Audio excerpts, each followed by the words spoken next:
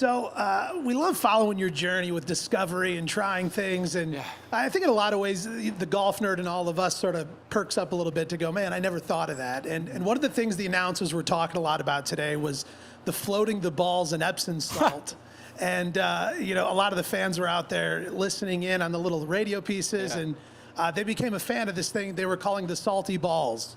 But my question to you is how did you come to that? How did you discover it? What led you to that? And what is that doing for, you know, your game? Thanks for the salty balls question. I appreciate that.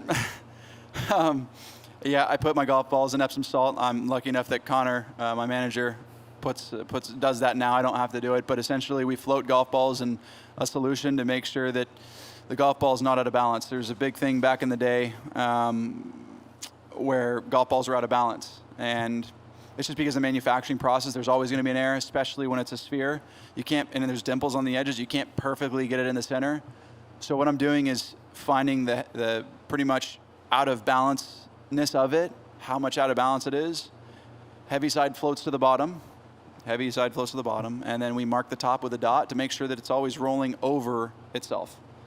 It kind of acts like mud.